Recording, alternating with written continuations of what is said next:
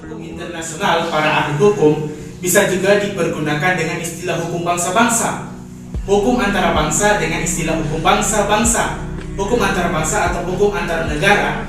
Pengertian istilah tersebut tidak berbeda satu sama lain sebab semua menunjuk pada kaidah-kaidah dan asas-asas hukum yang mengatur hubungan yang melintasi batas-batas negara. Dengan demikian, hukum internasional mengatur hubungan antara negara dengan negara, negara dengan subjek. Hukum internasional bukan negara dan subjek bukan hukum internasional, bukan negara satu sama lain. Hukum internasional adalah pembahasan ini adalah hukum internasional publik.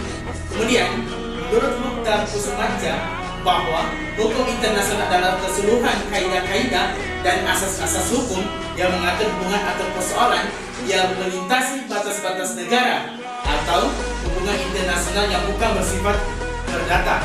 Selanjutnya, ada subjek-subjek hukum internasional. Apa itu subjek-subjek hukum internasional? Subjek hukum internasional yaitu pendukung hak dan kewajiban menurut hukum internasional.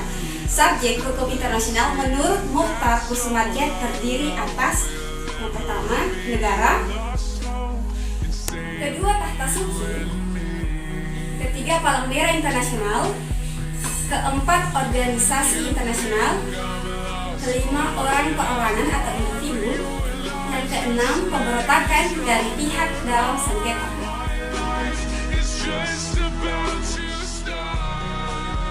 Selanjutnya yang ketiga, ada beberapa asas-asas hukum internasional dalam menjalin hubungan antar bangsa. Yang pertama ada asas teritorial. Menurut asas ini, negara melaksanakan hukum bagi semua orang dan semua barang yang ada di wilayahnya dan terhadap semua barang atau orang yang berada di wilayahnya tersebut. Berlaku hukum asing internasional sepenuhnya. Selanjutnya yang kedua ada asas kebangsaan. Asas ini didasarkan pada kekuasaan negara untuk warga negaranya. Menurut asas ini, setiap warga negara manapun juga dia berada tetap mendapatkan perlakuan hukum dari negaranya.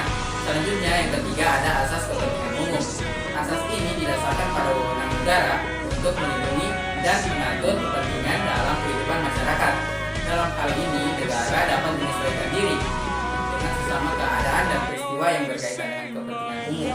Jadi, hukum tidak terikat pada batas wilayah suatu negara. Selanjutnya, adapun asas-asas hukum perdata internasional. Apa itu asas-asas hukum perdata internasional?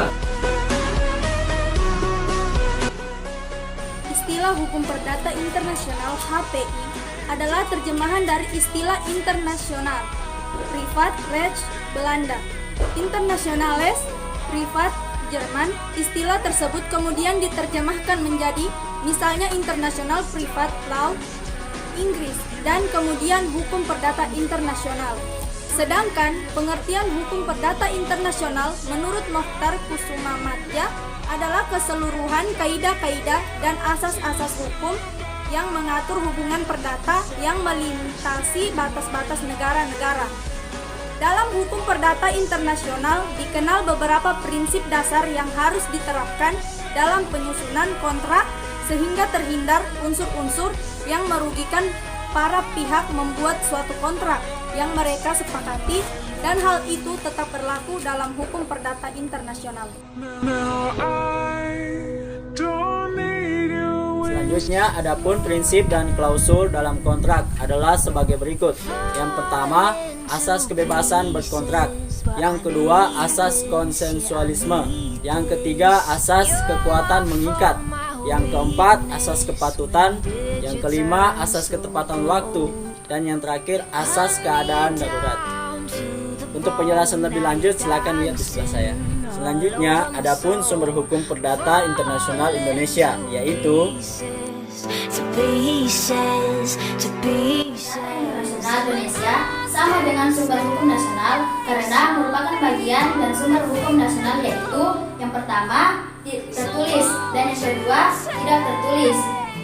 Sumber hukum perdata internasional Indonesia dapat digolongkan atas dua masa, yaitu yang pertama masa sebelum tahun 1945 dan yang kedua masa setelah tahun 1945 setelah kemerdekaan.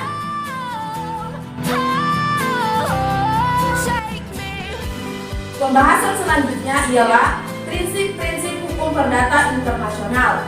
Prinsip-prinsip dalam kontrak internasional berlaku prinsip yang umum yang selama ini diakui, termasuk juga dalam jual beli kapal berbendera asing, yaitu yang pertama, prinsip freedom of contract, di mana para pihak berhak menentukan perjanjian. Yang kedua, prinsip good faith, di mana para pihak harus beritikat baik dalam menangani kontrak. Yang ketiga, prinsip pasca sunt servanda, di mana perjanjian harus ditepati dan dipatuhi oleh para pihak. Sekian dari kelompok